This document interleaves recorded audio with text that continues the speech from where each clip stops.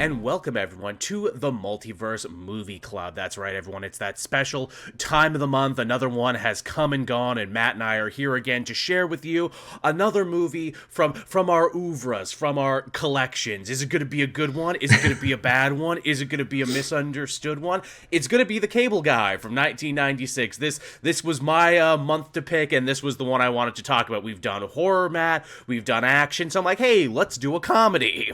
Yeah, and this is one that I actually haven't seen, probably since it had probably just come out on DVD, maybe? A long time ago. I have a weird and interesting history with this movie. I used to watch this movie all the time, ironically enough, on television. If you have TBS in your area, I imagine you probably don't have it in Australia. I imagine that's more of a America-Canada thing. That's the Turner broadcast system. They used to have a thing that they would do Friday nights the weekend. It was called Dinner and a Movie, which was a lot like Joe Bob Briggs. You know, it was a lot like, hey, here we have our hosts. They're making food, they're eating food, and they're going to show a movie and maybe have a meal that's related to the movie that they're talking about. I swear to God, I must have seen Cable Guy on TBS no less than 20 times. They were always playing this movie. I remember I did see it a couple of times on our version of cable, and it did feel like between like this one, I want to say like maybe Mystery Men and like Jason X.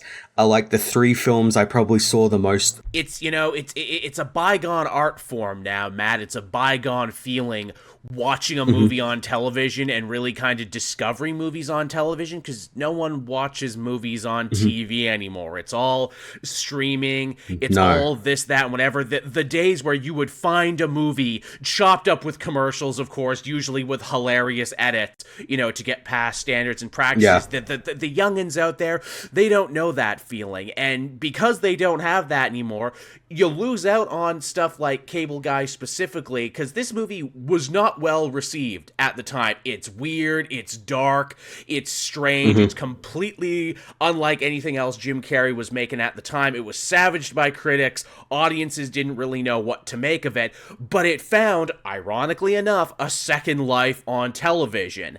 And I think a lot of people really came to, understand more the deeper meaning of what the movie was trying to say, and, kind of give it a second life. Movies don't get second lives anymore on television. They usually get buried under streaming, under mountains of everything. It's really hard for a movie to be reevaluated. But I think Cable Guy is a movie that was reevaluated. Oh yeah, absolutely. I remember. I do remember when I first saw it, I didn't particularly like it because it wasn't like what Jim Carrey had done at the time. Because I think he was on that run where he was doing I think Batman Forever, one of the Ace Ventura films, this Liar Liar, Truman Show, so all in the space of 3 years. Absolutely. It's so hard to think of now when we think of Jim Carrey that there was a time when he was the biggest name in comedy, and because of that, one of the biggest names in Hollywood. Did you know Jim Carrey pulled off a feat that has never actually been repeated since, and that is he had 3 number 1 movies all open in the same year.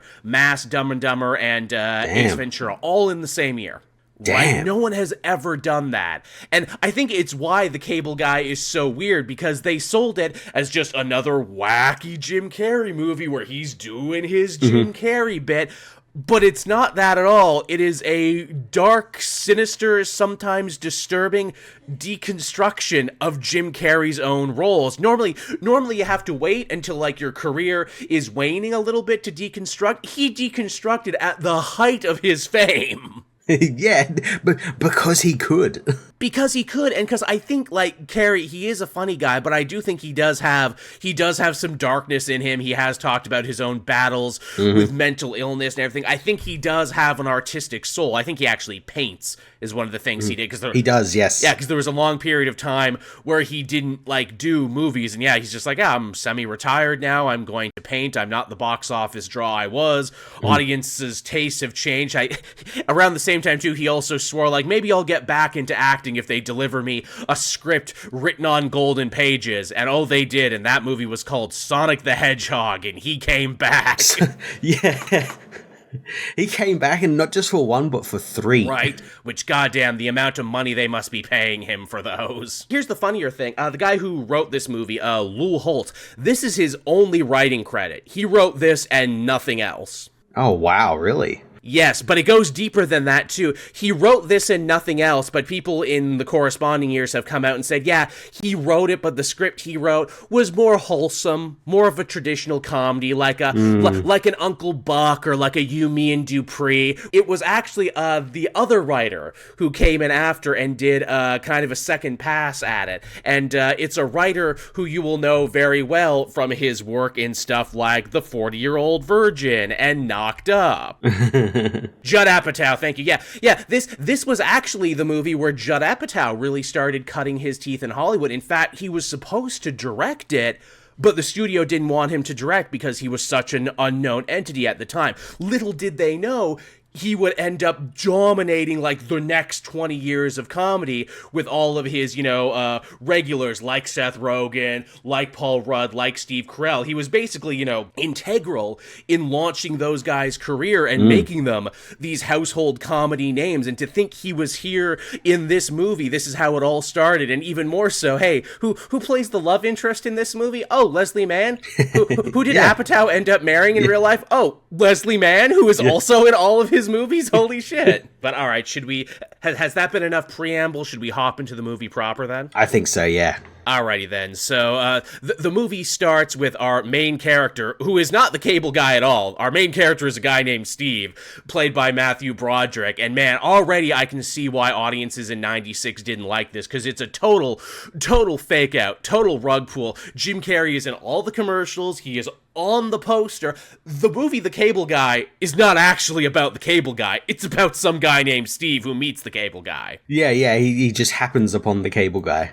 He just happens upon the cable guy completely randomly, much like a horror movie, right? Like it could have been any day, but it just happened to be the day he met the cable guy. Yeah, because we begin the film, he's broken up with his girlfriend and he's like moved into a new apartment. He's trying to get like all like his utilities set up, and it's Jack Black of all people who like sets him up with this cable guy. Jack Black, very early in his career, pre-weight gain, pre-comedy even, Jack Black is the straight man in this movie. He is playing the best friend. He is not funny. He has not created any of his Jack Black shtick. Yeah, this is the Jack Black that was in X-Files, in The Jackal, where he gets blown up by a gun, which is pretty cool. Yes, absolutely. This. I don't know if you knew this, but Black and Stiller knew each other for a very long time. In fact, I believe it's only a couple years after this, Black and Stiller will end up making the most expensive comedy pilot for a show that never got made called Heat, Vision, and Jack, which was about Jack Black and a talking motorcycle. This is real. I've never seen it, but I have heard of it. It's legendary, and you're probably thinking, hey, why have I heard of that? Well, the guy who wrote that was a little guy named Dan Harmon who would give the world Community and Rick and Morty. See, it's all connected to Cable Guy, Matt. It all comes back to the Cable Guy. I'm not crazy. It's true. But yeah, so another interesting thing this movie does is that it starts with Steve doing something that I don't think people would really understand now. He is flipping through channels that aren't connected yet, so it's all just fuzzy. It's all just haze. Again, in a digital age, no one knows that now, but that's what it used to be. You could kind of get channels sometimes if the signal was good enough, if it was like a clear night. Yeah. And you can see, too, that this movie from the very beginning has an agenda. It wants to comment on American culture at this point in time in 96. It has things to say, and I think it's funny, that they make a solid point when Steve is flipping through the TV. He's not just, it's not just any shows he's flipping through. It's the trash TV. Matt. It's the thing that's bringing down American culture. Talk shows and game shows and reruns of, even older TV shows from like the 50s and 40s that like haven't aged well and everything. Oh, this is the downfall of American society. And in fact, later on in the movie, Matt, you know what they refer to it as? What's that? They refer to it as brain rot. they say, hey, don't sit too close to that TV. It's gonna rot your brain. And I'm like, oh my God, that's right. This 90s era TV swill that looks so much better now in hindsight. This was the brain rot of its day. And Chip Douglas, our, secondary character, the guy for whom the movie is named after, he is a guy suffering from chronic brain rot of the day. Yeah, we'll get into more of like how that comes about, but yeah, he's like basically like the 90s version of like a TikToker. He can't like stop like referencing things he's seen on the TV, and even so much so that like the character he's named as is like from an old TV show and everything. Like he wants to be someone else. Yes, we never learn his real name. In the credits, he is called the Cable Guy. He will give several fake names throughout the movie that, are all references to TV shows in and of themselves. The big inciting incident here, in classic fashion, again, I don't know how many people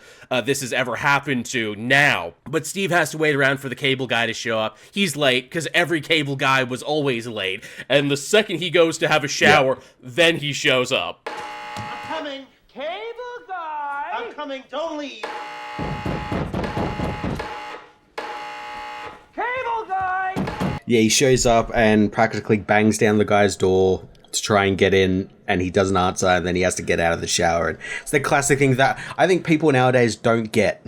No, I guess I was trying to think about this. What is the modern equivalent of a Cable Guy, if anything? Because the job has kind of disappeared. I guess Wi-Fi guy. The one time you got to set up your Wi-Fi. Yeah.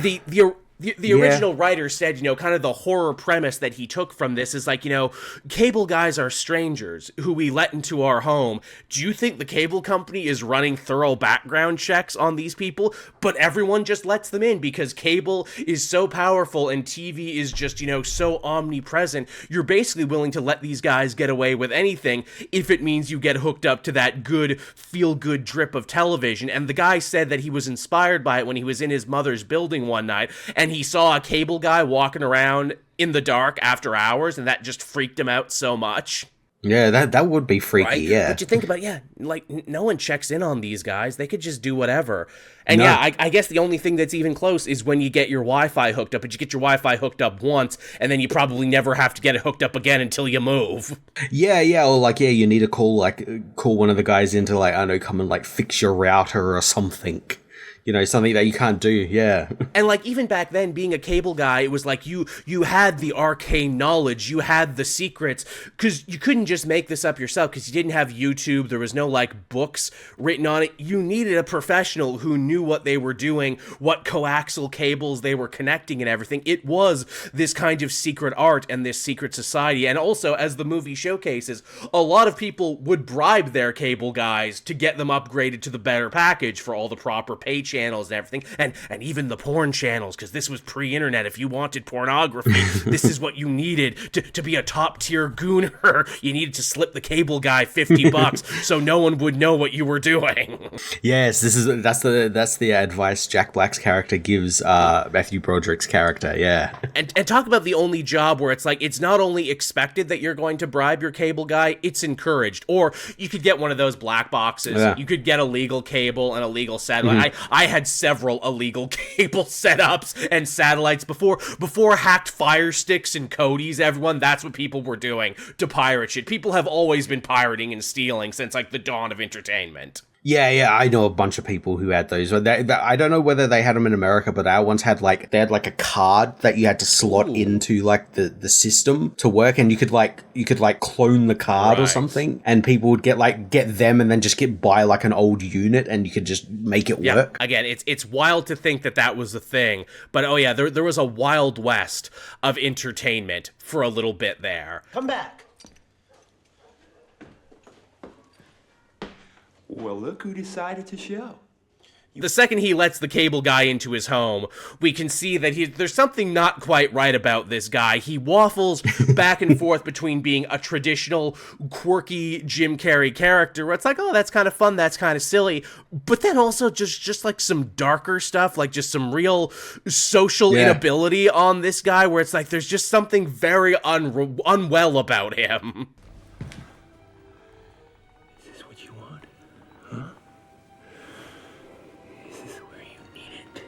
Yeah, they also give. He also has like a list. Yes, he does. Which like at the time is like that's like, oh, he's kind of like a nerdy outcast guy if he's got one of these sort of things. Yeah. Yeah. Again, it's speech impediments are funny. All those Looney Tunes had speech impediments. Though he seems to not recognize he has a speech impediment, or at least later on in the movie he gets a little defensive about it. It's funny that that's like his one button. Yeah. For a guy who is so outwardly weird, that is his one button. Steve attempts to, bribe him for the cable hookup, which he does, while also being really weird about it along the way, where it's like, well, that's illegal, right? You could face jail time and even a fine for trying to bribe a cable guy. We take that very seriously in this state. Who told you that? What is his name? I want it. Oh, forget it. You're offering me a bribe. What you have just done is illegal. And in this state, if convicted, you could be fined up to $5,000 or spend 6 months in a correctional facility. Yeah, it is. It's all a joke. It's all a joke to him. Yes, whatever state this is. Clearly he does this a lot, and, by using the power of the cable, he is able to ingratiate himself into people's lives, and he already does, he's already testing boundaries right away, like a real fucking freak would. I rearranged your whole room. Isn't that funny and silly? And yeah, it's a good bit, but also, like, if someone in real life did that to you, you'd be pissed and freak the fuck out. Yeah, to be like, hey man, don't touch my furniture. Just deal with the box and leave. He also already knows way too much about Steve, where it's like, I looked in your file there, and apparently you had a cable hookup at another place. I guess things aren't going with the girlfriend, who we find out later her name is Robin. Yeah. Apparently the reason they're not together anymore is Steve proposed, and Robin said no and kicked him out. And the idea is that apparently Steve is too smothering. Which that is another kind of failing of this movie. Steve and Robin are not particularly well realized characters. No, yeah, they're just kind of like a vehicle for this cable guy to just like be around and be in the lives of. But yeah, they're like not characters really. They are blank slates, and with Steve it makes sense because you are supposed to see yourself as this guy. He's supposed to be an everyman, which is funny that Broderick, his most beloved character is Ferris Bueller from Ferris Bueller's Day Off, the most beloved charismatic guy ever, and yet at a point Broderick basically just played bland everyman. What's up with that? I don't know. At a certain point, he just kind of settled into being these ciphers of characters. I guess Keanu Reeves did it too, a little bit, where it's like, I was the cool guy and everything, and then I stopped being a cool guy and started being an everyman. Yeah, maybe it's that like, I've got enough money, I don't need to like challenge myself anymore. Yeah, like, I wouldn't say he's phoning this movie in, but he's also, like, not really giving 110, and maybe a lot of that has to do with just working with Jim Carrey, who has, at the height of his power, at the height of his shtick, you have to wonder, was he grating to work with on the movie itself? Yeah, maybe, a little bit of a diva. Yeah, I don't know. Again, a height of his power, I'm not sure. Like I said, I don't know if Jim Carrey is a good guy or not. Like I said, there's conflicting things. He might be terrible to be around. I don't know. Let us also not forget when they made Kick-Ass 2 there, and he was all excited to be in the movie, and then a bunch of parents groups complained about the violence, and he came out against it. It's like, dude, you were in the movie. You can't come out against it after you've already been in it. Yeah, this violence is terrible. Yeah, they should be ashamed of themselves. I mean, yeah, I cashed the check and took the money, though, but they should be ashamed.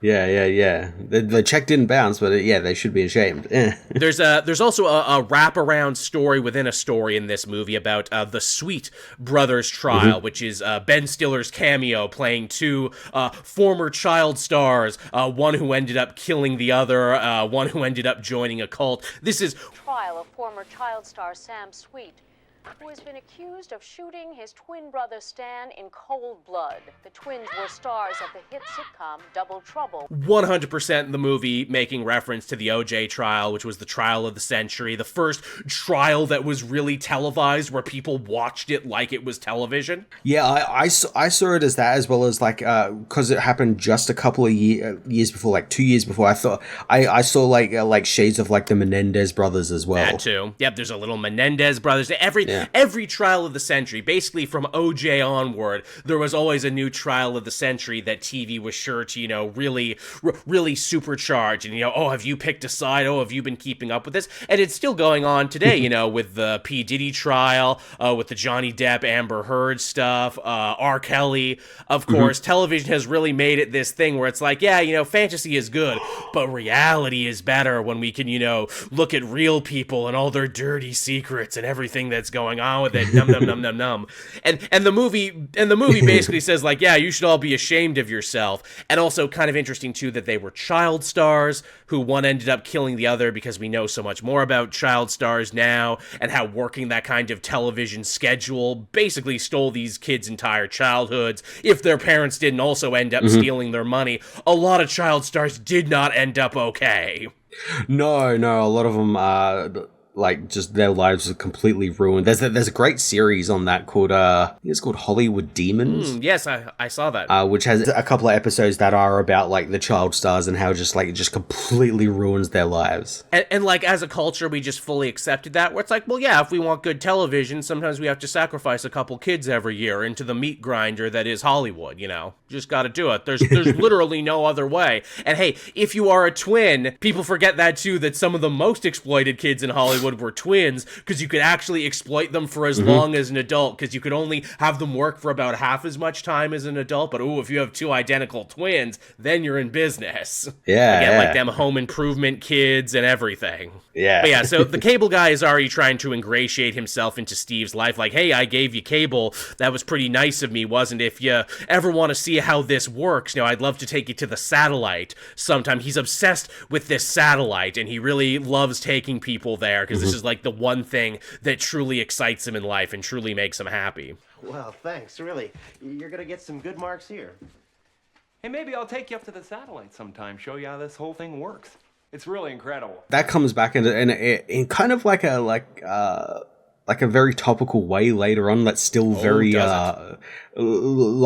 pertinent in this day and age as well. We'll get to that. Again, I said this movie is prophetic, and I mean it, and we haven't even gotten to the most prophetic thing. There's also a whole side story here about Steve's job. He's like a 90s architect or some traditional movie guy. He's got a boss he hates. He's got a big account coming up he's got to make, but he's stressed because he's got, all this stuff going on at home, and he's got, his girlfriend who he's still trying to get back together with, and it's a whole thing. It's a really nothing side plot until literally the last 15 minutes of the movie when it actually really ends up mattering. This is another funny thing about this movie because like I said, I only ever watched this one on TV. I thought this movie was so much longer than it is.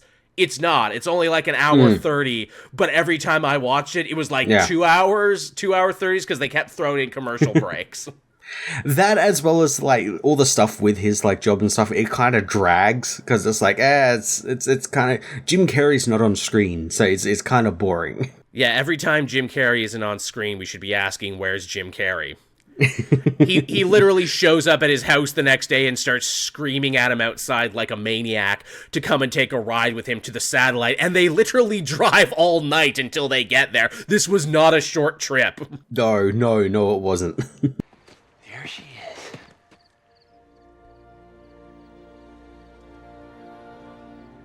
So already he is not respecting boundaries. Already he's, showing a darker, creepier side. Shockingly though, Steve does think the satellite is cool, and it is cool, and they frame it really nicely, don't they? It is. They do, yeah. It looks really cool. I'm wondering if that was a set they built or whether it's an actual satellite. Yeah, we see Chip actually show, his more passionate side. He does know a lot about cable and a lot about technology, and the speech he gives here still blows my mind. It blew my mind several years ago, and it still blows it now. He talks about this satellite, how it represents the future, and how TV and cable is going to change everything. One day, you'll be able to play video games with your friend from Vietnam. You'll be able to shop at home. You'll be able to do everything via television. And this is 96, remember. So he's right, but he's not describing TV. Yeah. He's describing the internet. You'll be able to visit the Louvre on one channel, or watch female mud wrestling on another.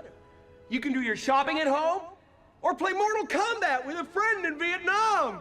Yeah. They're just on the cusp of like the internet becoming like a massive thing. And yeah, and I mean, in a way, he is kind of right as well, because we get TV, we have internet on our TVs now, and you can surf the web from your TV now. This is true, because now every TV is a smart TV, and every TV asks you to put in, like, your credit card information. Now, literally the future the cable guy predicts in this movie came to pass, and then some. He's talking about the good, positive sides of it, and yet, as we will see through the rest of the movie, he also represents the darker, more messed up side of this future. And I think, again, the movie ended up being way smarter than it ever wanted to be. It took some bold swings about what the future of entertainment was going to look like, and it was totally correct in so many ways. It's like shocking how correct it is. And him and Steve actually kind of have a moment here, because again, this is still supposed to be a funny buddy movie. It can't be all horror all the time, and they kind of open up to each other. Chip talks about how he never knew his father and how that really affected him in a lot of ways. In fact, I think it's also implied that maybe a stepdad kicked him in the face, which is why he has that fucked up lisp. Reality isn't father knows best anymore. It's a kick in the face on a Saturday night with a steel-toe grip Kodiak work boot. And a trip to the hospital bloodied and bashed. For reconstructive surgery. Yeah, it's implied some sort of abuse happened. Yeah, which explains a lot. Steve talks about how he had a father, but, it was like he wasn't around. Now, I don't know if he's just lying to him to try and ingratiate himself to this guy, because we meet his father later, and his father seems fine. Yeah. So again, it's one of the. It might be one of those things where it's like, oh, he's taking the life of like a TV character and making it his own. Yeah, right. Because this is what's expected, in this situation. Or basically, I'm just trying to, get this guy to stop talking so I can get back on with my life. He also gives him some very good relationship advice in how to try and win Robin back, which he ironically steals from Jerry Springer's Word of the Day. Again, do people even get that reference anymore? That there was a show called Jerry Springer, and he would actually have very well written monologues at the end. When your love is truly giving, it will come back to you tenfold. That's incredibly insightful. It was Jerry Springer's final thought on Friday's show. Even though he's creeped out by the cable guy, he happily takes his advice to try and win Robin back. And I find this interesting because, Robin supposedly complained that he was smothering. And yet, ironically, through the rest of the movie, Steve will be smothered by the cable guy.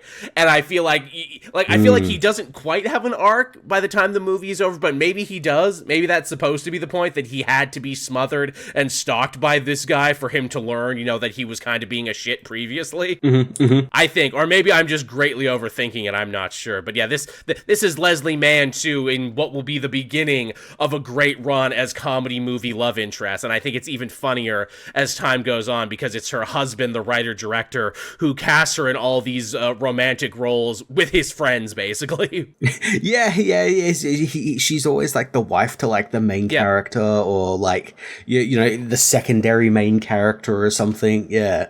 And then it takes on another layer, because if ever she has kids in a movie, those are her and Judd's real kids. Yeah. In fact, one of them, Iris Apatow, I think is her name, has actually become like a pretty damn good actress in and of herself. Yeah, no, she's pretty good. Yeah, see, look, not all nepotism is bad. Sometimes nepotism is good, especially like when you've grown up on Hollywood sets, as these kids have. Yeah. And like, some people would think it's a weird arrangement, but I think the way Apatow always said it, where he's like, well, look, if I gotta be on set anyway to work long hours where I wouldn't see my family, I might as well just cast my family so I can see them on set. Yeah, my family are already in the industry. Might as well cast them. And they're like, oh, that's pretty healthy. Steve goes to play basketball with Jack Black and his friends, because that's what people did back in those days. They shot some hoops, they played some b-ball outside of the school. Yeah, some pickup basketball game, and this feels like the most like Jim Carrey of the film. It does. This is like slapstick Jim Carrey. Yeah. Yes, this I feel is the scene that they sold it on, because obviously Chip Douglas finds them because he's clearly stalking Steve, and tries to ingratiate himself into his friend group, but takes playing basketball way too frickin' seriously. Thought I'd see if anybody wanted to play some round ball. He basically just street balls all over Jack Black and them. And yeah, this is genuinely a funny scene. Yes, this is the man at the height of his power. Yeah, it's really funny as well, because apparently Jim Carrey didn't know how to dribble a basketball, or like move and dribble with a basketball. So every scene you see him do it, and apparently the basketball is put in post-production. No shit. Well, he is Canadian. You know, if it was a hockey game, he might be able to know what to do. Can't blame him. He is tall and gangly, so it's like if he wasn't a comedian, he probably would be good at basketball. Yeah, that's true. Also, unlike a lot of other comedians who worked their way up through like Saturday Night Live and Second City and everything, Carrey worked his way up through In Living Color. He was like a big UPN star, and like a big star in the black community. In fact, we get a commercial later on in this movie for UPN, and I'm like, oh, is UPN there? Because that's what In Living Color was on. Yeah, he came up with the Wayans brothers. Yeah, right? What a weird connection. You wouldn't think that, but yeah. Yeah. Yeah, he had several very funny characters on there, and they do a great bit where, you know, he takes the game too seriously, and he dunks too hard, and he breaks the backboard like friggin' Shaq.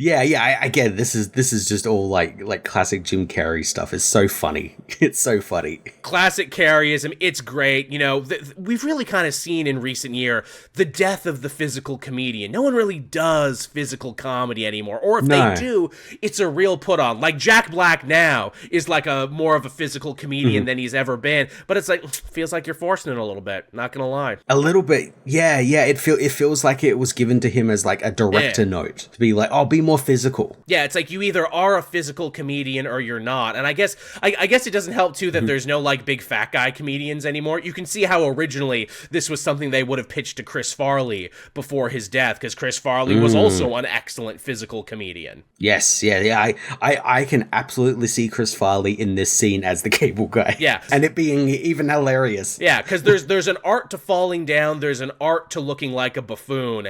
And Carrey was always very good at that, and he captured it better than just about anyone else. Yeah, no one really does physical comedy anymore, and that's a real shame, isn't it? That it's just like this dead art form that started from like Charlie Chaplin and in the silent movies, and just like we need someone to fall down again, Matt. In these divisive times when everyone, you know, is afraid of edgier political material, we need someone to fall on their face and get kicked in the nuts again, is what we're saying. Yeah, and that needs to come back. I think it will help the nation heal. It will bring us all together. One man to fall down. I mean, I guess we could argue Kevin James. I guess. Even he doesn't do that anymore. No, he's kind of stopped, right? You know, he even at his he's making action films at the moment, right? Even at his Paul Blartiest, you know. Yeah. Even then, it felt a bit forced as well. It felt a little forced, didn't it? You either got it or you don't. So Steve works this this very sly plan to try and get Robin back in his life. Oh, you know, I'm making dinner and I'm going to be watching that Tom Hanks movie, Sleepless in Seattle. It's on HBO if you want to come and see it, because that was actually a big deal back then when a good movie was on cable. You would make plans to watch it because not everyone had a VCR. VHSs were like way more expensive back then. It was kind of a big deal. Yep, yeah. If you had it like the cable, the HBO, like you were like the top dog. Yeah, you were made. Yeah, because they were exclusive channels. You had to pay for those. Also, hey, so speaking of home media releases, you figured this out, and I already kind of knew it. But shockingly, Cable Guy, a movie about television, is actually very hard to find on Blu-ray. Oh man, is it ever? Because for this show, I've been buying every film we've been doing as a physical copy. Yeah. So I can put it in my collection, and like I've been trying to look for like a physical version of this film, and it like you can find it, but then it's just so expensive or like so hard to come by. They're these weirdo white whales. I guess the studio didn't print near enough back in the day, and yeah, now it's hard to find. Because again, the movie was not successful at the time. It wasn't a massive failure. I think it made its money back eventually just on the strength of being Jim Carrey. But a lot of people viewed this as like the end of his golden age. It was like the first bad set of reviews he had ever gotten. forgotten. Yeah. And eventually you will see why, because again, the tone of this movie is all over the place. And I think, if your thing for this show on Multiverse Movie Club, Matt, has been like weird, gross horror movies, my thing is movies with tones that are all over the goddamn place. Yeah, tonal whiplash films, yeah. Yeah, tonal whiplash for films, starting with Shoot 'em Up and now this. So yeah, they're getting comfy there, they're getting in, they're ready to watch the movie, but oh no, the cable is out.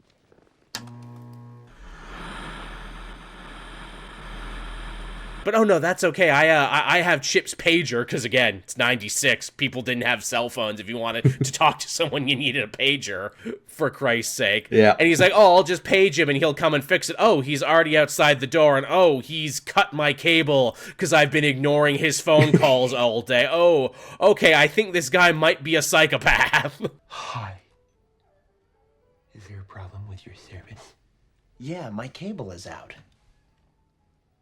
Really? So you called me? Funny how you call when you need something. Yeah, we didn't mention it, but like Steven, he has like all these messages from him, and he's doing that thing where it's like, oh, I thought I heard the phone ring and I thought it might have been you. I thought I'd just call and find out. Yeah, I just got out of the shower. I just thought I'd call you just to make sure. Yeah.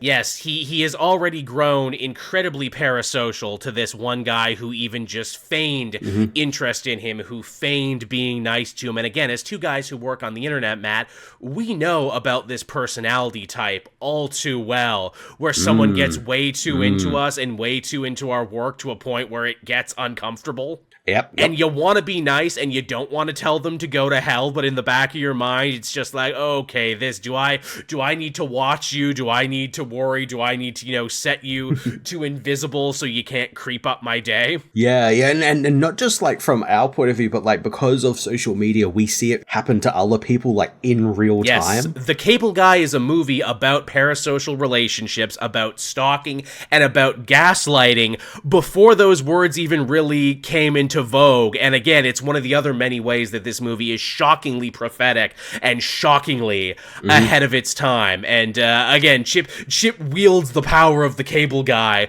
over Steve to get the TV turned back on for his date, and he plays it all off like a joke where it's like, no, I didn't really cut your cable, that's just for effect. Look, I could turn it off and on whenever I wanted, so we're gonna hang out tomorrow, right? Yeah, right? I'm going to turn your cable off if you don't.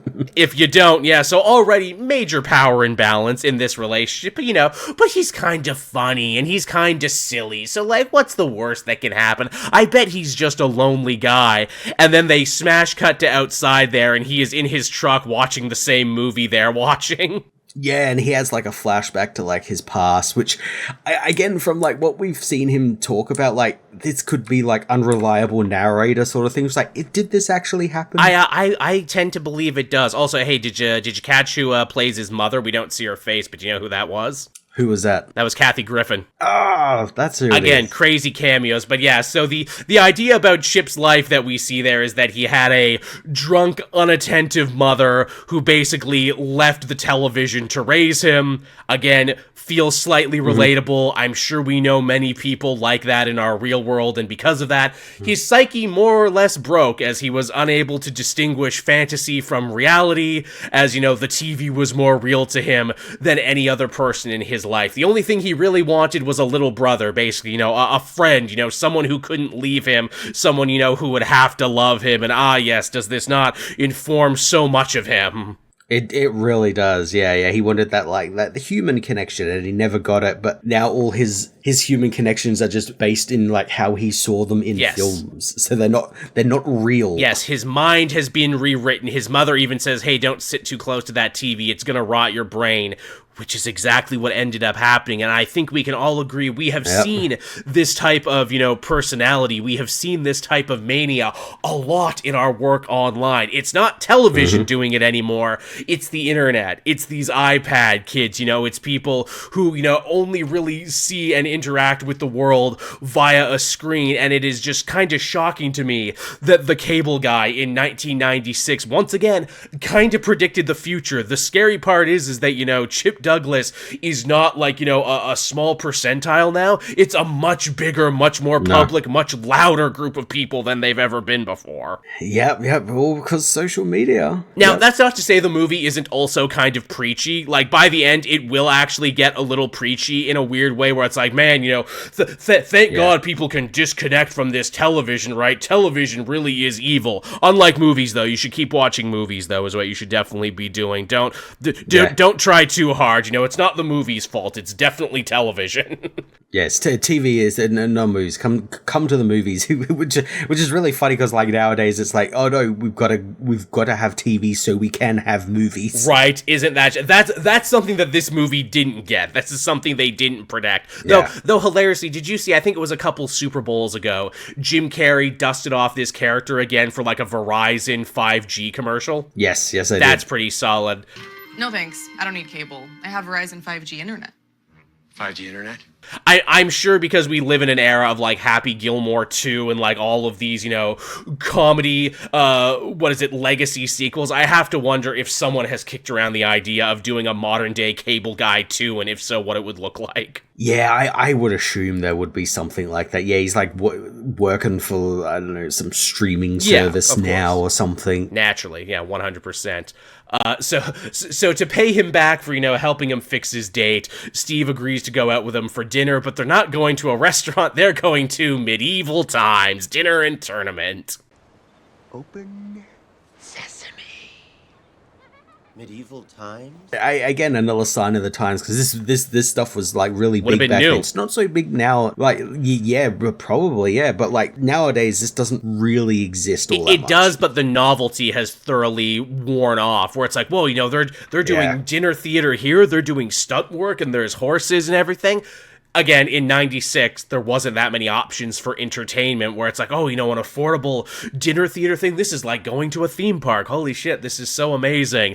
Now there are so many, things competing for your eyeballs. It just doesn't hit like it used to. Have you been to Medieval Times, Matt? Have you ever been? Are they big in Australia? We don't have one here, I don't think, but we have one that's basically the exact same sort of thing. It's called Outback Spectacular, and it's about like cowboys and like cattle driving.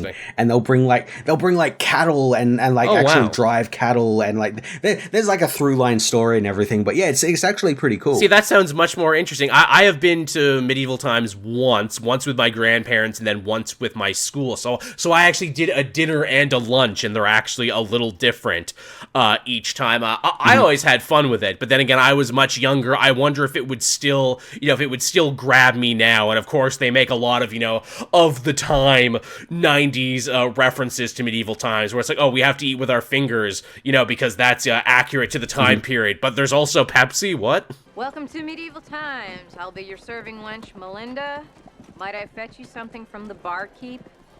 Yeah, Janine Garofalo is their server. Young Janine Garofalo, who has like a little anarchy tattoo above her tit, and I'm just like, man, can we follow this character? I want to see where this character goes after this. I'm so invested in young Janine Garofalo, as I was back then too, and am now still. Also, blew me away. I didn't catch it at first because he's wearing a funny wig, but the guy who's running the Medieval Times show, that's a goddamn young Andy Dick. Yeah, before I think he was always insane, but before he went off the fucking deep end, and he's now, I don't know, I think he's like a kick streamer now or some fucking bullshit. Yes, Andy Dick is now one of those weirdo IRL streamers where people just follow him around while he commits crimes. Yeah, literal crimes, yeah. If you wondered, hey, what happened to Andy Dick? Lots of dark things happened to Andy Dick. But yes, so the dinner and tournament goes on. This is actually kind of like a good commercial for Medieval Times. I wonder if they had to actually pay for this. I wonder if this was originally in the script or if this was like a studio note. This feels like it's like something Ben Stiller and all that would do, like Medieval Times kind of like crap. Yeah, they'd probably be into it in a weird way. And Steve keeps trying to let Chip down easy, where it's like, look, you're a good guy, but I got a lot going on. I don't want to be your friend. And he keeps changing the subject, and he even gets him to laugh a little bit because he does a Silence of the Lambs thing with the chicken skin, which again, just classic Jim Carrey physical humor. Check this out.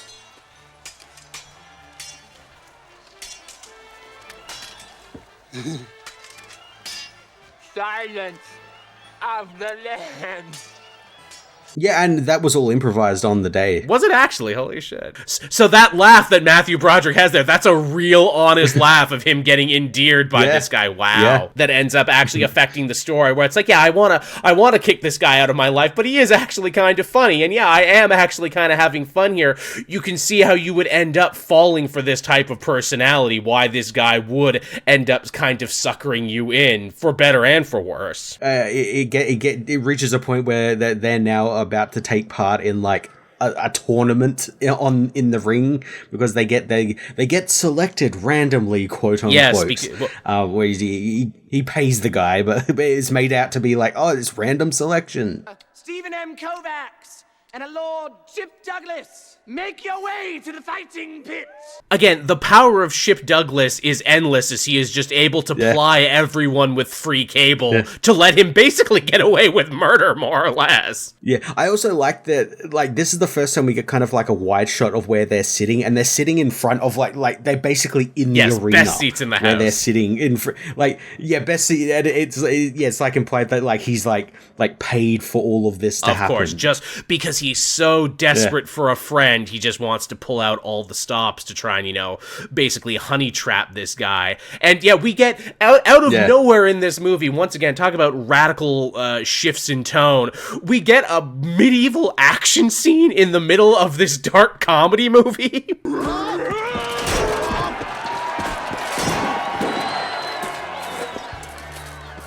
Like, looking back at this now, I'm like, this is so weird. How did they pitch this to a studio back then? It's like, yeah, and then they're gonna put on weapons and armor and they're gonna fight there. Yeah, this is what they're gonna do. Yeah, again, this feels very of the time, like LARPing, that sort of stuff. True, I guess so. And Carrey, surprisingly, he might not be able to dribble a basketball, but he's really good twirling weapons, and there's a reason for that, Matt. You know why he's good twirling weapons here in this scene? Why is that? Because he got trained in weapons twirling for the Riddler in Batman. Shocking, right, that he retained that. So look, if you ever run into Jim Carrey in real life, watch out, because he can twirl a mean cane. Also, isn't it crazy that as Chip Douglas in this movie, Jim Carrey is more terrifying than he is as the Riddler in the Batman movie? He's more a Batman villain here. He really is. Like, that. This should have been his Riddler. Right? It's kind of shocking that he did these movies so close together, and that he is so genuinely frightening and unsettling here. And that's always kind of been part of Jim Carrey's appeal. Like I said, he has that darkness in him that great comedians do, and sometimes he can bring it up for comedic effect, and sometimes he can just bring it up like he does here. And they end up mostly having a good time, even though he does kind of try and kill Steve at one point. But what's a little attempted murder between friends? Yeah, they end up getting like a bunch of these like pole arms and fighting. They reenact a fight from Star Trek. Oh my god, yes they do. Kirk and Spock from the Amok Time episode, which is one of my favorite episodes. And apparently it's like one of Ben Stiller's favorite episodes too. Like the weapons they use are the exact same ones used in that episode. It's like when Spock had to fight Kirk on Star Trek. Best friends forced to do battle. If we do not fight, Captain, surely they will kill us both. Which, again, a man obsessed with television, a man who just desperately wants to recreate this one moment. Yeah. And it's pretty solid, I will admit. Again, it's actually a really well put together scene. There's horses, there's Star Trek weapons. They go places you would not expect a movie called The Cable Guy to go. It's so weird. And then, the plying him with gifts continues when he gets back home. They've had a good night, but he's like, oh, I have a surprise for you. He completely redid his, living room while he was gone with state-of-the-art for 1996 entertainment system. Don't you love this shit was considered top of the line now, and now it would all be garbage? Yeah, you look at it and it's like the big box TV, which is sitting like 7 feet up from the wall because of the cathode ray tube behind it. The giant speakers, which probably sound like dog shit now. Yeah. Right. Yeah, now where it's like my watch has more memory. Oh, and I have a karaoke machine because karaoke bars and karaokeing was popular at the time. Yep. And he's like, where did you get all this? It's like, oh, I got a good deal because I give lots of other people cable, which opens a lot of doors for me into other realms, and I wanted you to have this. And this is where he actually does end up drawing a line where it's like, look, I can't accept any of this stuff here. It's, it's much too extravagant, which again, I don't know about me in that situation. I'd be like, look, yeah, you're kind of creepy and you're kind of all over me, but this is a pretty sick setup. So, maybe I will accept it. Yeah, maybe I'll take it. Maybe I'm part of the problem. I mean, look, you already set it up. I mean, look, it's going to be a hard time to, take it all out and everything. So, I mean, like, really, I'm doing you a favor is what I'm doing. And that's my toxic personality trait. I will never say no to a gift. And that leads us into the next bit there, where he's like, look, if I got to take it out anyway, then we might as well have a send-off for it. So, I'm going to get all my cable friends together, all my preferred customers, and we're going to have a big karaoke party. Yeah, and all his preferred customers are like old people and like people like him are just like weirdos. Yeah, lots of weirdos. And if you're thinking to yourself where it's like, well, look, if he could get all these people to fill out a party so easily, why is he so obsessed with Steve as a friend? And he's like, no, those are preferred customers. You're my friend. There's a difference there. I don't feel anything for them because I'm kind of a sociopath. I feel something for you because you actually tried to reach out to me on a personal level. And when it comes time for Jim Carrey to sing, the song he sings is Jefferson Airplane, Somebody to Love, which, hey, that's a song all about, fake friends and everything. So, again, the script being a little smarter than it needed to be. Yeah. The script being weirdly smart. Also, for some reason, everyone else dressed normal, but Chip came in costume wearing a 70s shirt, big peace necklace, and like a fringed Western jacket. Yeah, it's such a, again, it's like he's seen people like this dressed on TV. Yeah, it's syndication. So he's decided to do this. Yeah, no one has actually dressed like that from the 70s, but this guy has only seen the world via television. And like, yeah, that's what people wear to parties, right? These are party clothes. I do like that jacket, though. I'm not going to lie. I've always thought, can I rock a jacket with those, tassels? And then I thought to myself, no, Joel, you live in farm country. At that point, it's not a fashion statement. At that point, all the real cowboys are going to start giving you side eye for stealing cowboy valor. And, hey, the one person at this party who isn't 100 years old is a woman who Chip tries to set Steve up with there. And, she seems, pretty interested, despite, again, Steve being a pretty, bland, pretty damp protagonist. Yeah, and you think, what's going on here? I mean, we of course, because we know movies and everything, we know that like there's something else going on here. Did you also catch that like in the crowd as well? It's not really drawn to until, and it didn't occur to me when I first watched it. When I rewatched it for this, it did. But like, there's the cop. Yes. Who's like a friend of Chip, who comes back later on because he's the one who arrests him. Yeah. Excellent setup. Also, that guy is a beloved character actor too. He was the general in Austin Powers. He was one of the guards in the real Silence of the Lambs, actually. So that guy's fucking... Again, this movie is just filled with like actors that you're shocked by, where it's like, holy shit, is that really them? Yeah. Also, Chip again continuing to, put the screws to Jack Black's character. He's moved on. He's my friend now. Again, showing a darker, sinister side of him, trying to alienate all of his actual friends and loved ones so he can have them all to himself. Again, just real... It's played for laughs, but like knowing everything we know now about this personality type, it's like, wow, that's some real heavy creep shit. Yeah, very. He's changing, Rick. You're gonna have to learn to live with that. I don't know what your story is, Chip Douglas, but I want to find out. Well, don't dig too deep. You might get burned by the molten lava. And again, the tone of this movie is all over the place, because sometimes you're supposed to sympathize with Chip, where it's like, he had a hard life, but he's trying so hard here to make a friend, but, he's just so awkward and everything. But surely, his heart is in the right place. He just doesn't know how to deal with people. They will completely shatter that by the end of the movie. Oh, yeah. But it's just so interesting right now, where it's like, man, I don't think you could have made a movie like this today because you probably would have been studio noted to death, where it's like, no, you can't do this. He's not a likable protagonist now. He can't be anything but likable. Yes, can't be anything but likable. So yeah, so Steve sleeps with the woman. Again, him and Robin are kind of still on break right now. She's going out on a date with Owen Wilson, as we will see later.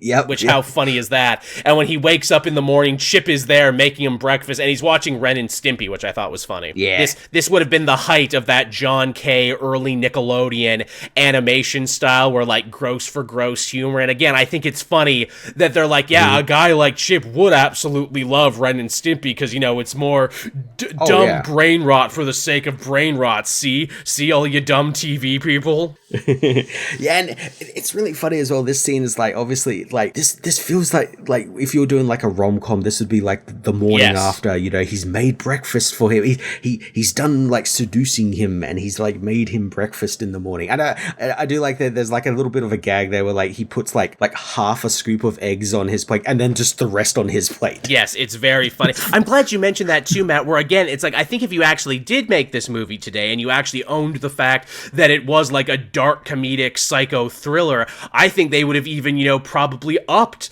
maybe the homoerotic subtext, where it's like, look, I don't just want you as a friend, I kind of love you deeper than that. And the movie kind of gets there anyway by the end, where he inserts himself into like a weird love triangle between himself, Robin, and Steve. And it's like, wow, this movie is almost hampered by being a comedy, where like if they actually had the wherewithal to go all the way and make it the messed up horror movie it was clearly meant to be. Yeah. Because, scene to scene, it's almost like this movie doesn't know what it wants to be, but it's also why it's so fascinating and why I think I kept coming back to it for all these years. It's one of those movies I deeply wanted to understand why they did the things they did. Yeah, it feels like they were trying to work something out. And they're trying to work something out, but they didn't know what that thing was. Right, I truly wonder what was going on in Judd Apatow's life at the time. Was he mad that he didn't get to direct this one? He's like, okay, well, if I only get to write it then I'm going to write something really mean. I'm going to write something really mean and messed up, and then, well, it's up to you, Ben, to have to direct it. Go nuts. And we could argue that this is the final line that Chip ends up crossing here when he reveals, that woman you slept with last night, she's a prostitute. I paid her. Ha ha. But, but I'm a nice guy, right? That's what nice guys and friends do for each other, right? Right? Do you mean that Heather is a prostitute? Of course she is. Yeah, you get the next one. Yeah, I paid for this one. You get the next one. What? Holy shit. Which again, I mentioned this in another video. It's like, hey, is this anti-sex worker right there? I mean, I guess he's more upset that he would do something like that, the whole lie by omission, than he is mad at the woman. I mean, the woman got paid, right? So I mean, that's okay, right? She got the money. She did services rendered. We're not treating her like a piece of meat here. No, yeah. So I mean, she did have to have sex with one of the most boring Matthew Broderick characters, and that is kind of a shame. yeah. I feel bad for her for that one, but.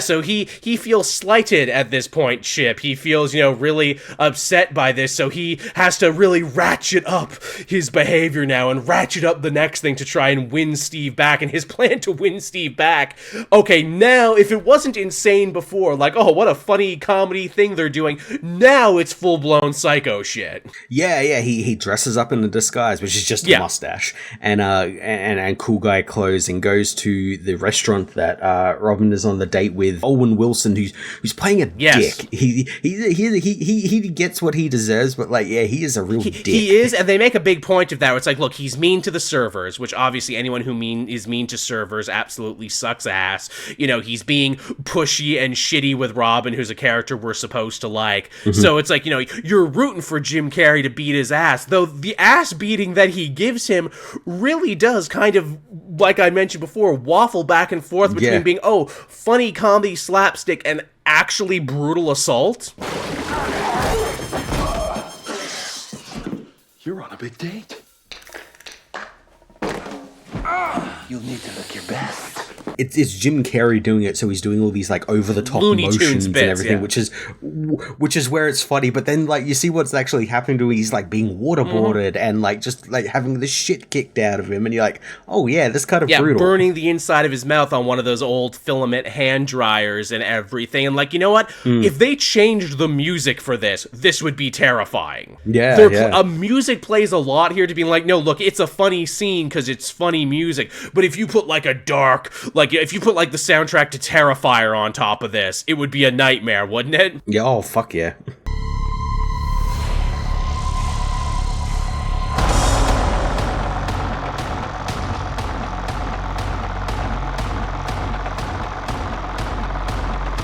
That, Owen Wilson is just getting assaulted in the bathroom by this strange... And it doesn't help later that when we see on the news, when they bring him out of there, he looks truly brutalized. He looks half dead. Don't they make a comment where, like he hasn't... He's, like, in shock or something? Like, he hasn't spoken since... Like no one's heard him speak or something. And like, yeah, it's darkly hilarious now because, you know, I like dark comedy. I like messed up stuff like that. But you have to imagine if you've only ever seen Jim Carrey's other work and you're sitting in the theater in 1996 watching this as a fan or even just as a critic, understandably, they did not know what to make of this at the time. Yeah, oh yeah. Because, you know, big studios did not make movies like this. Also, the sketch they have of him, the sketch on the news totally looks like the Unabomber. It does. It's very funny. And then after that, we get another funny bit where even though this trial of the century between these two Sweet brothers isn't done yet, they're already doing the made-for-TV movie with Eric Roberts, the famous brother of Julia Roberts. Yeah. And of course it's Eric Roberts. Of course Who else but Eric Roberts? There's another guy with just a weird-ass career, right? Cry, baby. I love you. You have always Sammy, don't. And I laugh now, I'm like, yeah, made-for-TV movies were all the rage back then for, like, these big hot-button issues. I'm trying to think what the modern equivalent of that would be. It would probably, again, be Tubi coming out with, like, 5 different documentaries about the rise and fall of Diddy. Oh, did Diddy do it? Yeah, it'll be them, but also it'd be, like, YouTube essays. Yes, that's right. The made-for-TV movie just became the video essay. You're 100% correct. Where it's like, look, I really need to get into this. I really need to feel the dirt. And also, like, can you tell me what's going on in a fun and interesting way so I don't have to do a lot of reading? Because let's face it, that's what it is. When I search video essay, that's what I'm really looking for. I'm like, hey, let me find someone smart who I agree with to tell me the story so I don't have to do, like, a lot of reading and a lot of research and everything, you know. Can't educate myself too hard. And, so he beats the guy up, and then Chip goes out of his way to try and ingratiate himself to Robin, which he does using the honeypot of free cable. And it's just a siren song, Matt. No one in the 90s could say no to free cable with all the premium channels. I have an upgrade order for one Robin Harris. Total rainbow package. That's every pay channel available. Yeah, they do free. He does it free cable, and he couches it in the idea that like, oh, Steven's buying it for you because he loves you so much. He's made this happen. Yeah. No, I promised Steven I wouldn't say. Oh my goodness! Look what I've done. You didn't hear it from me. Hold on. And of course, you know, does an extra creepy thing where he starts spying on her through the walls as he connects the cables that only the cable guy would know how to connect, which is why no one tries to do it themselves. Yep. And once again, where it's like, okay, I think between the assault and between this, now this character is now beyond the point of any return. The cable guy of the title is actually the bad guy of this movie. Yeah, he's now a creepy. He's one thing away from a murderer. Yeah, creepy, violent. One step away. And we'll kind of get there by the end too. Oh yeah, we get so there. Violent, creepy, but also the guy for whom the movie is named, also the guy on the poster. Imagine how weird it must have been watching this movie for the first time and how taken aback everyone would have had to have been, right? Yeah. I'm trying to think of like what it would be like to be in that cinema on the opening weekend, just being like, oh, I'm going to see a funny Jim Carrey film. Oh, what's going on here? Right, like I'm trying to think like what would even the modern equivalent of this be? Like who's like a beloved funny man comedian now who you find out is actually a bad guy? I mean, it would kind of be hard to do now because like so many comedians now are also kind of bad guys themselves, so it's really hard to tell. Yeah. And and like he tries to start planting seeds where he, kind of starts the whole gaslighting campaign where it's like, oh, I'm really worried about Steve and everything. Like, oh, we know him so well and he's such a special guy and everything there. And it would be terrible if something bad happened to him. And, he lays this all out at Steven's feet there. When he comes back from having to break plans with Jack Black. And again, it is kind of that moment in the rom-com, you're right, where it's like, no, but I ran out into the rain to see you and I laid my heart there and you denied me. You have to understand, I'm going to have to work extra hard to not screw this relationship up again. You're a very nice guy, but I just don't have any room in my life for a new friend. Yep. Yeah. Again, if this was made this time, the homoeroticism of it would be like 100 times more obvious. Look, where are my Steve X Chip, TikTok, music videos? Fanfics, yeah. Yeah, where is my toxic yaoi cable guy fan fiction? Where is it? Point me in that direction, please. I mean, maybe don't, but please, if it came out now.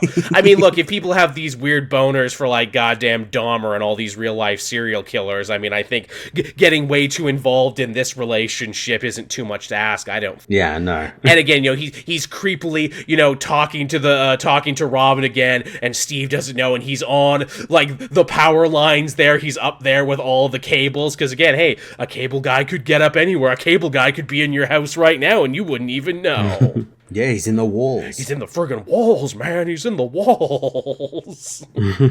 And so now that Chip doesn't even want to be his friend anymore, he has dedicated himself to completely destroying Steve's life. And he does this with, a bunch of footage that he managed to capture from his house. So like earlier on when him and Robin were talking about work, and he talked about how much he hated his boss and his stupid hair plugs, and how he wasn't, creative in the world of 90s architecture. He plays that in the office using his advanced cable guy tech skills.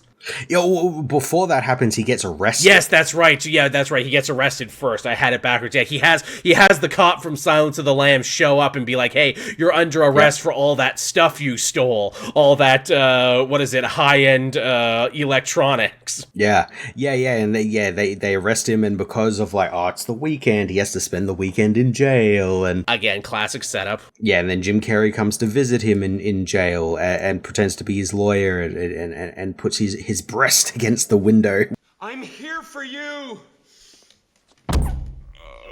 Which is one of those things that I remember seeing everywhere. Yes. And it was like one of the, it was in the like trailers, like, haha, funny Jim Carrey moment. Yeah, but in the movie, it's absolutely horrifying, because as he says, they're going to kill me in here. Yeah. Because you did that. And also, that's a movie reference, too. He's referencing Dime Store Cowboy with Dustin Hoffman. Yes, I believe so. Yeah, so again, already he's doing a movie reference, and I think the titty on the glass thing was also something Jim Carrey made up on the day as well. I don't think that was in the script. Yeah, that feels like something that he would make up. Yeah, so already it's like, okay, we're heading into the third act of the movie, and Chip Douglas is a supervillain, basically. Like, yeah, the movie's funny. Yeah. It's funny because it's Jim Carrey doing shtick, but, like, we are now dealing with an actual crazy person. Yeah, it gets even worse because Steven gets out of prison, and then he goes to his parents' house for, like, dinner, and, who's there? It's Chip, and he's in his Mr. Rogers, cardigan. Yeah. Is this guy cool? Just joking. Come on in, you psycho. Mr. Rogers, but also maybe Cosby. Yeah. He makes a Claire Huxtable reference later on, so quite possibly. Yeah, and because he's there, like everyone fucking loves him. Did you notice Bob Odenkirk is in this scene? Did a very young Bob Odenkirk. Once again, this movie predicted the future of television and comedy. Better Call Saul himself is in this movie. Barely says anything, but he's in it. Yeah, he's just like an extra. I think he's Robin's. Steven's brother or something. Yes, he is. But yeah, so Chip has already ingratiated himself to the family, and Steve, basically, it's like you're thinking, well, what's stopping him from just kicking his ass right now and throwing him out? Oh, he took that picture earlier on of him with the prostitute, and he has that holding over his head, and it's like, okay, yeah, this guy has to be stopped. This guy is trouble. Yeah, and they play like charades, like adult charades or something. It's an adult version of the old American game show password. Because again, everything this guy thinks is television, even game shows. Yeah. And of course, Steve gets partnered with his mother and has to say all this horrible stuff to him. It's funny, like I said, I only ever watched this show on TBS back in the day, and they edited out a lot of the dirty words on this. This was the one scene where they actually edited out a bunch of the words and did like those ridiculous TV edits. Oh, I love those TV edits. They're great. And again, a dying art form. No one knows what TV edits. Again, they would play R-rated movies, everyone, on just regular television, and they would make ridiculous cuts and substitutions. Yippee-ki-yay, Mr. Falcon. You see what happens, Larry? You see what happens when you find a stranger in the Alps? Classic. All classic. Look, sometimes the bad edits are actually funnier. Yeah. Yeah, so Steve ends up attacking Chip, as you would in that situation, because he's finally breaking, and if he's breaking, the movie is kind of breaking down too, because it's like, oh my god, didn't this start as a comedy? What kind of movie are we in now? We're in some sort of gaslighting nightmare, where, obviously that's exactly what Chip wanted to do, because he wants, Steve to look crazy and make him look like the victim. Yeah, and he punches him, and he plays it all up and everything. He does that great thing where he's, I'm gonna have to go to my neurologist. I forgive you. I only hope my neurologist will feel the same. Yeah. Because it's implied that I have a concussion. You've given me brain damage. You have concussed me, sir. After this lovely evening, you have concussed me. and young Bob Odenkirk looks disgusted. Yes. How could you do that in front of your mother and young Bob Odenkirk? And it just keeps getting worse from there, because it's after that when he goes to work, then Chip plays the tape that he made of him and Robin talking mad shit about his boss. So again, this is Riddler shit now. He's taken over screens. He's broadcasting blackmail information. Yeah, he's a Batman villain. Also, the musical choice in this is crazy too, because Steve is like running around the office trying to get to the bottom of what's going on. And for some reason, the music they used to play here is Rob Zombie's More Human Than Human. Yeah. Again, the music choices in this are like quite sinister as well. Right? Like, and again, it's like if you just change a couple of them, it's like it changes the entire film. It's a wildly different movie, isn't it, if they change it? Yeah, so his life at work is completely ruined, and still is by the end of the movie as well. It's not like he gets his job back by the end of the movie. No, not at all. They leave that unresolved, and he goes down to the creepy parking garage where Chip has, modified a bunch of the cars to go off and try and scare him. And again, this is Batman villain level shit. This is so exploded past where all of this began. I bet you didn't think this is where the movie was gonna go. Yeah. This is it's something like a Batman villain would do. And then we get the moment where like it's kind of like all clicking into place who this guy is, because Jack Black's been doing like background research on him, and they figured out that like his name is from like an old TV show, so it's like not his real name. Anyway, the cable company in town fired a guy 6 months ago named Darren Stevens. You may remember his boss, Larry Tate, from a little show called Bewitched. So, he doesn't even work for the cable company. Yes, it's the husband from Bewitch's boss. That's the name that he was using. In fact, he's been fired from several different cable companies in the area, all for stalking customers, and every name he used was a fake TV show name, which I feel like you couldn't get away with that now, or at least you couldn't get away with that in front of guys like us who are so, like, immersed in the sauce, where it's like, you can't out-pop culture me. Yeah, you would understand. Yes, someone... So, my cable guy is named Gregory House. Yeah, hey. Oh, okay, yeah. Hey, wait a minute. Hey, wait a minute. Lenny Briscoe, no. Or at least now we all have Google on our phones, so we would all Google these names to see if he has any, kind of friggin' digital footprint. Yeah, social media presence, yeah. Yeah, social media presence. He basically says, look, this guy's crazy. This guy might actually try and kill you. So you better, batten down the hatches and wait for the worst. And he does. And at night, he has a terrible cable guy themed dream where if Jim Carrey was playing it reserved before, if he was playing it like an 8, now he breaks the knob off and goes full 11. This is the type of Jim Carrey we will not see again until he plays the Grinch.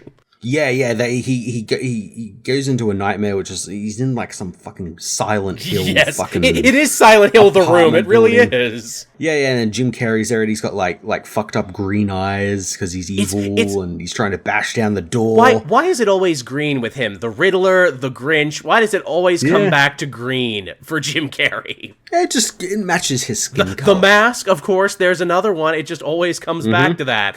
And oh yeah, he's going for it. He is just noodle armed, doing voices, making his body contort. Holy shit. Yeah, I like the costume he's wearing too. It's like a fucked up version of his like cable guy costume. It's like black, and it's like a slasher villain sort of thing where it's like all like covered in like a sheen, like a goo, and it's like ripped up and everything. It looks cool. It totally is. Like again, this should have been a horror movie. This could have been a horror movie. Yeah. Matt, I hear on quiet Halloween nights, if you look into the black screen of your television and say cable guy 3 times, he comes and gets you.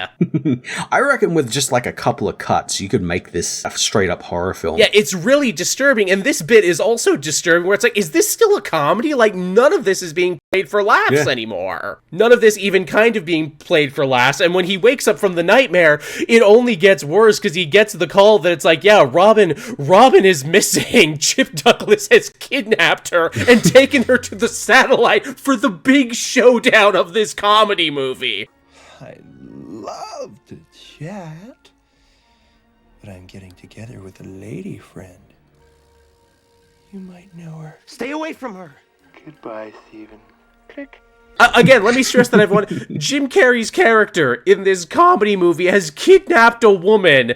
He's gonna basically tie her to the railroad tracks, essentially, because this guy wronged him. Yeah, he's taken her to the giant satellite, and he's got her like strung up on the satellite, which I guess the idea is he's gonna drop her. Right? Like they say later on in the movie, he's like, were you gonna kill her? He's like, I don't know, I'm just kind of making this up as I go along. I'm crazy. Crazy people don't plan ahead. Though in a beautiful bit of bookending, he gives the same speech he gave to Steve at the beginning of the movie about how, it's the future, this is where technology is going, but now his mask has fully slipped, it's raining, he's looking disheveled and manic, and I'm like, wow, what a transformation from the beginning of the movie to the end of the movie. And she literally says, I'm scared, and I'm like, yeah, I would be too. Yeah. You went with the crazy man to the second location. What are you doing? Also, another thing I didn't think would end up happening, a Matthew Broderick action scene fist fight where he has to like fight the crazy man in the satellite as it fills with water as we change genre again.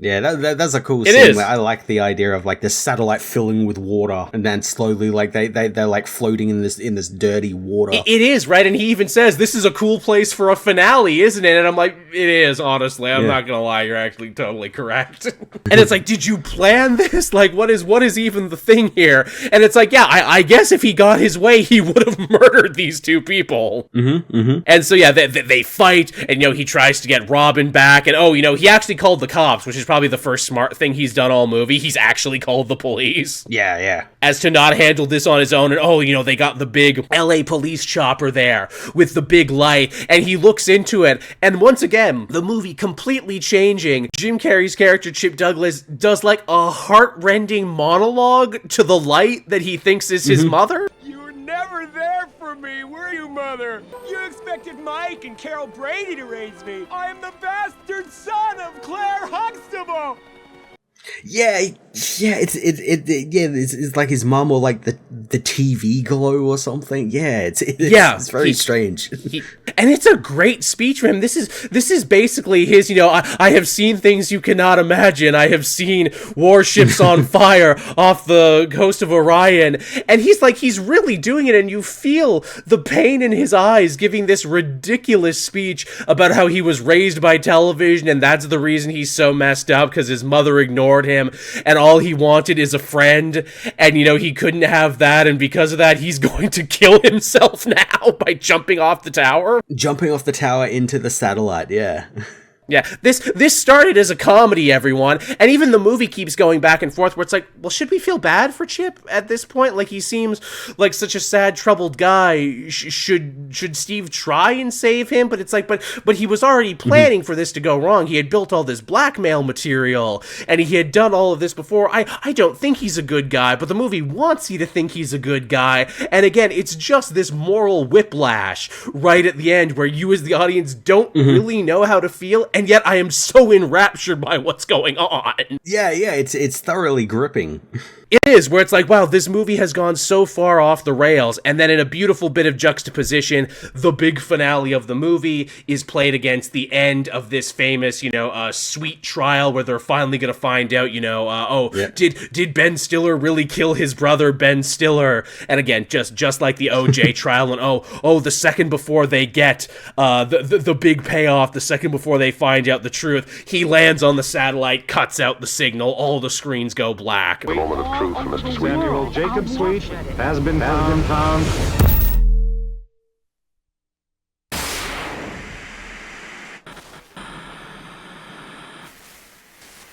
Yeah. and then we get this really funny bit with Kyle Gass from Tenacious D. Thank you. Where like the minute like the TV cuts out, he like sees a book and he like opens it and he's like, oh, and it's just so like on the nose and funny. It's just great. It's so funny. Good. It's on the nose. Again, it's a little preachy in its way. It's like, people need to read more books is what they need to do. But pick up a book after you're done watching this movie, though. Yeah. Watch the film. Come to the cinema more, but read books. Yeah. Yeah. This movie that has such a bad opinion of television, which is funny because it's like, yet Chip was a problem. Everyone else seemed to be enjoying television just fine. And also, as we have seen, not much has changed. People are still glued to their TVs, or let's face it, streams probably now, for the trial of the century. And I just think it's funny that, like, that's where the movie kind of draws the line, where it's like, yeah, society's really crumbling, man. People are way too obsessed with screens on their televisions. But yeah, so, and you think, too, where it's like, oh my god, did Chip actually die? Did they actually kill the cable guy in the movie called The Cable Guy? Nah, he just narrowly missed getting impaled. He narrowly missed it. That felt like, I couldn't find anything about it, but that felt like one of those things, just like, we were aiming to, like, have him die, but the studio said no or something, because it's Jim Carrey or something. I actually think you're right. I think they did want to kill him originally, and it wouldn't even be, the first time that, Ben Stiller wanted his movie to end darkly. Quite famously, Dodgeball, a true underdog story. If you listen to the commentary for that, he wanted the good guys to lose in that movie. He's like, no, the movie was called a true underdog story. Underdogs lose in sports stories in real life, and he fought with the studio endlessly about that movie ending. Yeah. In fact, there's a cut scene in the movie itself, and then if you actually listen to the commentary, he gets so pissed off he gets up and leaves Ben Stiller in the middle of that commentary. So don't think that it's impossible, because Ben Stiller also kind of has a dark mind too, and I think if he had his way, the Cable Guy would have died at the end of Cable Guy. Yeah. And with that, the movie is basically done. Time to wrap up. Steve and Robin are reunited with each other. I don't think either of them really learned a lesson in this. I really don't. No. Both their arcs were really kind of thin, though maybe they love each other now because they've been through so much together, and hey, if we can survive this crazy Cable Guy, we can survive anything. They also go on, I'm sure it wasn't meant to be a sequel stinger, but it kind of feels like it, where the paramedic is taking him up in the helicopter and says, "You're gonna be all right, buddy." He's like, "Really? I'm your buddy." You're gonna make it, buddy. Hey.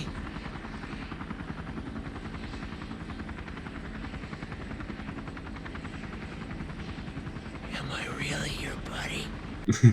yeah, he found a new victim. Which doesn't that feel like something at the end of like a Jason movie or a Michael Myers movie? Yeah. 100%. But that's The Cable Guy, everyone. It's a movie that I have been obsessed with for a very long time, because it is so weird, it is so all over the place, and yet so prophetic in so many ways. Yeah. It really nailed what the future was going to be like, really nailed this personality type. Like, we all know Chip Douglas's. We have all seen them in the real world. And I think it's shocking that this movie from 96 kind of, broke the code on this type of guy.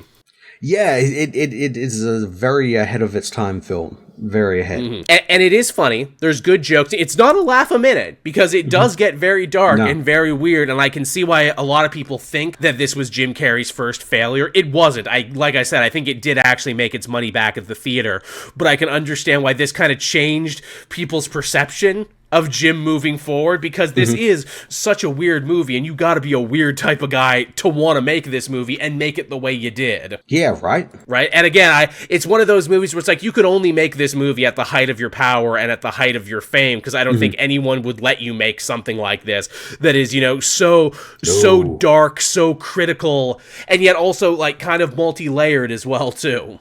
Yeah. There's no way like he would have been able to do this as like one of his first movies, or like I don't even think he would even get away with it like nowadays.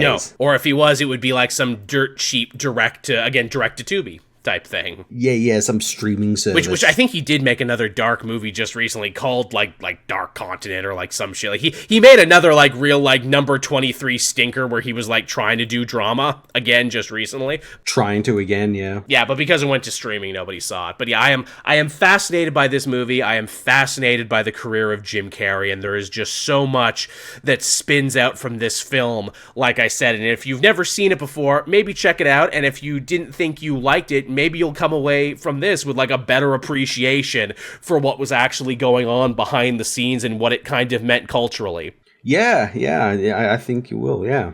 I think the only movie that came even close to, kind of getting into this sort of headspace and sort of, energy is an Aubrey Plaza movie called Ingrid Goes West, which is also about a wannabe influencer who ends up ingratiating herself into the life of one of her favorite influencers, realizes she's not everything she is on the internet, and it also gets weird and creepy, and it's funny, but in a darkly way. Yeah, that is actually a very good comparison, yeah.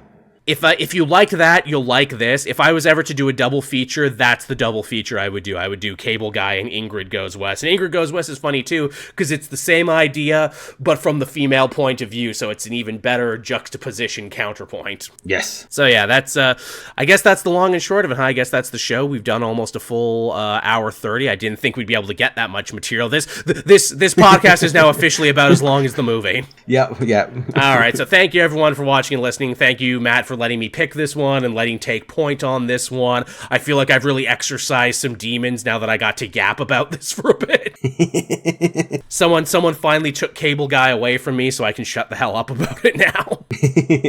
No, it was a good film. I hadn't seen it in a long time, so it was nice to revisit it. Yeah, again, it's definitely fun to check this one out. But so thank you, everyone, for watching and listening. We hope you enjoyed the Comic Multiverse Movie Club as much as we've been enjoying making it. Matt and I talk, before how much we look forward to this at the end of the month, how it's really been creatively refreshing for us in a lot of ways, because you can only talk about comics and comic book news in the same way every so often before it kind of gets stale. Yeah, and like with films, we can always change up the genre like we have been, and talk about something new every time we do a new episode. Absolutely. So if you're a fan of this one, and if you've been checking out, thank you so much. Hey, maybe tell other people about it. Maybe let's get some more eyes on this one. Yeah, eyes on MMC. Yeah. Yeah.